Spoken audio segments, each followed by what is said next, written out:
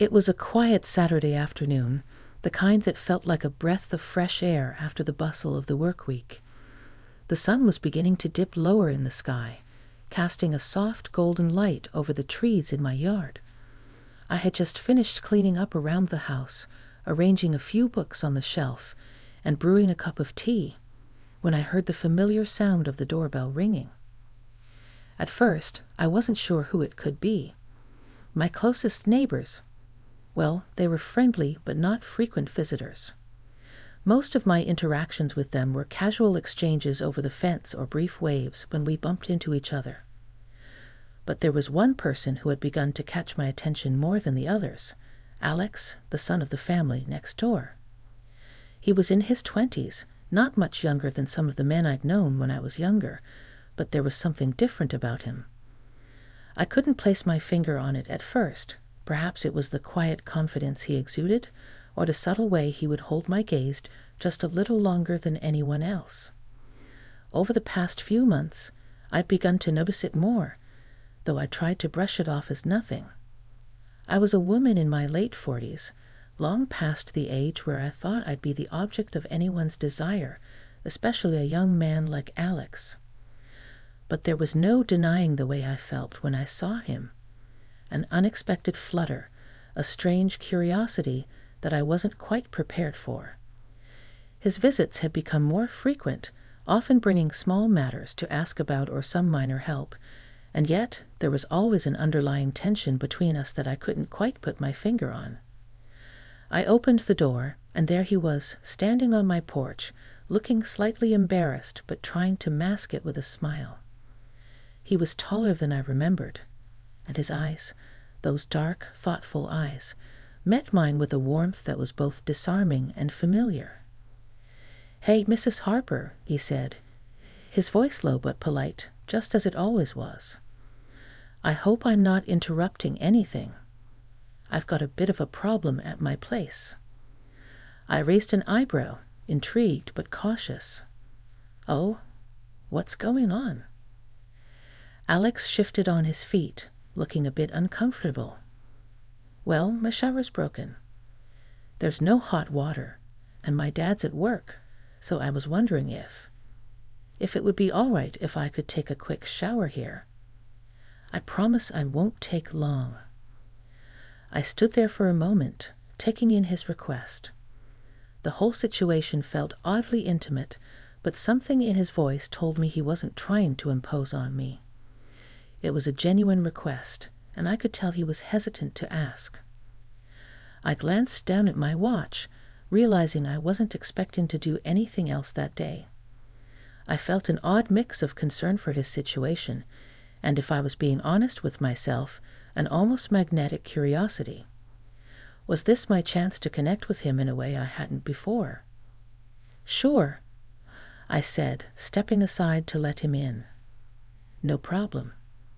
You're welcome to use the shower. Just make yourself at home." Alex nodded gratefully, and as he walked past me, I couldn't help but notice the faint scent of his cologne, the sound of his footsteps as he made his way down the hallway. It was as if time slowed down, and I suddenly became acutely aware of his presence, of the way he was no longer just a neighbor's son, but someone who seemed to matter in a way I hadn't expected. I gave Alex a few minutes to get settled in the bathroom before I resumed my place in the living room. But as I settled into the couch with my book, I couldn't focus. My mind kept drifting to him, wondering how he was doing, if the water was warm enough, if he was comfortable. Was that strange? Should I have left him to figure it out on his own? But no, that didn't feel right. I couldn't shake the feeling that there was something more between us that I needed to address, something I had been ignoring. After a while, I heard his voice calling from the bathroom, breaking my reverie. "Mrs. Harper, I'm not sure how to adjust the water. It's kind of cold. Do you mind coming in and helping me turn it up a little?" I stood up immediately, almost without thinking. This was my home, after all, and helping someone wasn't a big deal. But as I walked toward the bathroom, I felt a strange flutter in my stomach.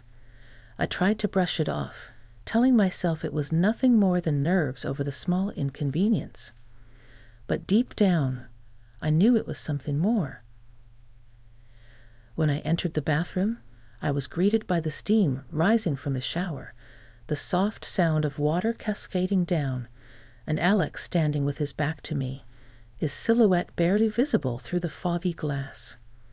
He turned when he heard me approach, and for a brief moment, our eyes locked. I felt an immediate rush of heat spread across my chest, and my heart skipped a beat. This was different from anything I'd ever felt before. My hands trembled slightly as I moved toward the shower controls, adjusting the temperature as he had asked. But my mind was elsewhere, focused on the way his eyes followed me, as if waiting for me to turn and face him. "Is that better?" I asked, my voice sounding oddly small in the steam-filled room. Alex didn't immediately respond. He took a step closer, his expression unreadable. "Yeah, I think that's better," he said softly. But his gaze didn't leave me, and I could feel the intensity building between us. Then something shifted. Without a word, Alex dropped his towel. I could feel the air change, a tension hanging in the room that was almost palpable. My breath caught in my throat as I stood frozen, unsure of what to do next. Part of me wanted to retreat, to turn away and act as though nothing had happened, but another part of me, the part that had been buried deep for so long, was drawn to him, to the raw honesty in his gaze. He reached for me then, his fingers brushing against my arm as he gently untied the belt of my towel. My heart raced as I felt his touch, the softness of his skin against mine, the warmth of his breath on my cheek. I stood there emotionless, caught between the fear of the unknown and the undeniable pull of desire. "I didn't mean to," Alex whispered, his voice barely audible, but I knew what he was saying. It was a question, an apology, but it didn't feel like one. It felt like an invitation, one that I wasn't sure I could, or should, refuse. The moment that followed was a blur. It was a mixture of emotions, a rush of sensations and thoughts that overwhelmed me. Everything about it felt both right and wrong at the same time.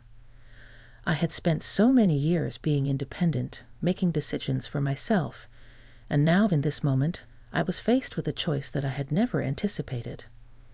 When it was over, when the tension had finally broken, and we were both standing there, breathing heavily, I didn't know what to say. What could I say? The room was still filled with the weight of what had just happened. There was an intimacy between us that felt both fragile and powerful. Alex stood there, not moving, as if waiting for me to make the next move. But it wasn't about him. It was about me, about what I needed, what I wanted, and whether I was ready to accept what was happening between us. I took a deep breath and slowly wrapped my towel back around myself, trying to steady my shaking hands. I looked at him then, really looked at him. He was still the young man I had known, but he was also something more now. Someone I had shared something with, something unexpected and intense. "Are you okay?" he asked, his voice still quiet but filled with concern. I nodded, though I wasn't entirely sure if I was. This was new territory for me, and I didn't know where it would lead. But there was something about the way Alex looked at me, something that made me believe he wasn't expecting anything from me except honesty. "I'm okay," I said, my voice sounding steadier than I felt. "But I think we both need some time to think about what just happened." Alex nodded, his expression thoughtful.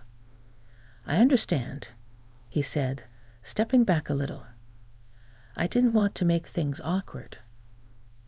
"It's not about awkwardness," I said softly. "It's about understanding, about figuring out what this means." And that's what we did.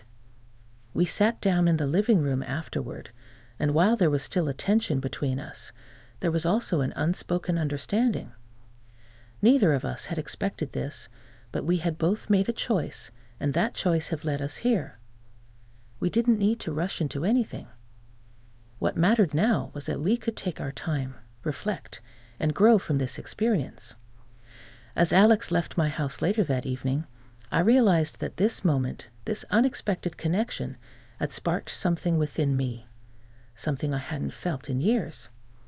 It wasn't just about physical attraction. It was about the emotional connection that had quietly woven itself between us, and it was something I couldn't ignore. I didn't know what the future held, but I knew that for the first time in a long time, I was open to the possibility of change. Perhaps in this second half of my life, I had room for something new, something unexpected, but something real.